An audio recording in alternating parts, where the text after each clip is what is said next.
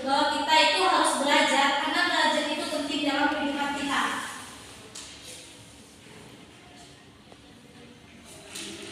Nah, pada pembelajaran kita ini yang pertama kita akan membahas mengenai pengertian sholat.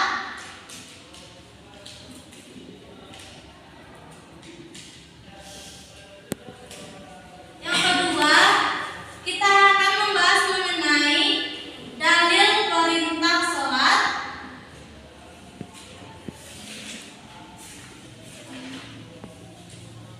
Yang ketiga, dalil mengenai konsekuensi meninggalkan sholat.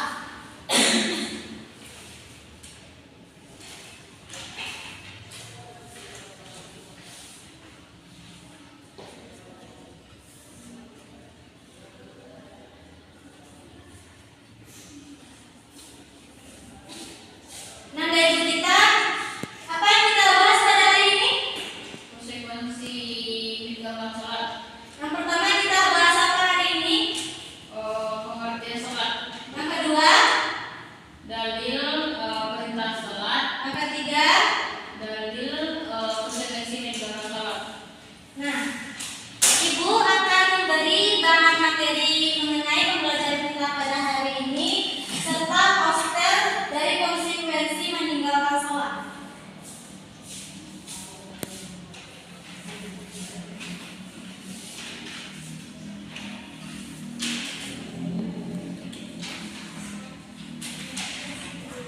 Yang tidak dapat hafalan berdua sama temannya ya.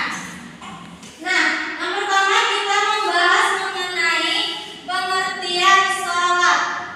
Di sini siswa itu pasti sudah tahu kan sholat itu apa? Ya, sholat itu Siapa yang tahu sholat itu apa?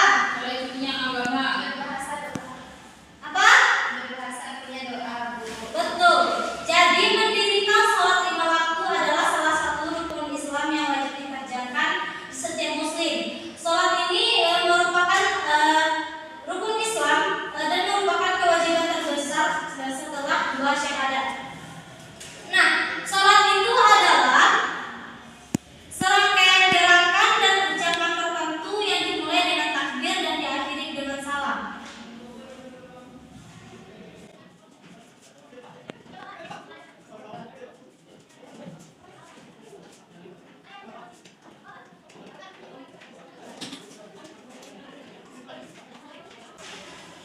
Jadi apa sholat itu? Serangkaian gerakan dan ucapan tertentu yang dimulai dengan takbir dan diakhiri dengan salam. Nah, ya, betul. Nah, kemudian yang kedua kita akan membahas mengenai dalil perintah sholat. Dalil perintah sholat terdapat pada surah Al-Baqarah ayat 43. Ibu akan meminta siswa ibu untuk membacakan surah Al-Baqarah. Siapa yang mau? Kalau tidak ada yang mau, ibu tunjuk ya. Ya, Bu. Siswa ibu, Silman, silakan dibaca surah Al-Baqarah ayat 43.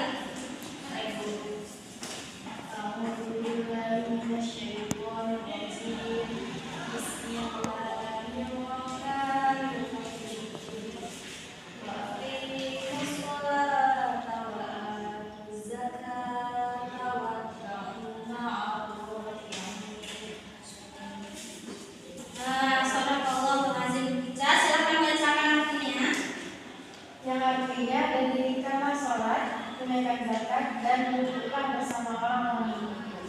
Nah, jadi itulah dalil perintah sholat yang terdapat pada surah Al-Baqarah.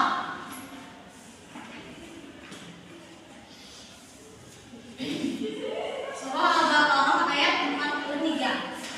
Nah, selanjutnya kita akan membahas mengenai dalil konsekuensi meninggalkan sholat yang terdapat pada surah Al-Ma'un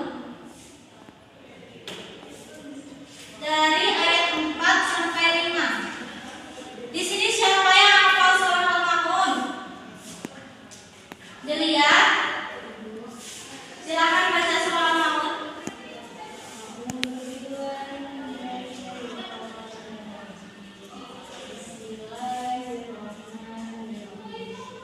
Bismillahirrahmanirrahim.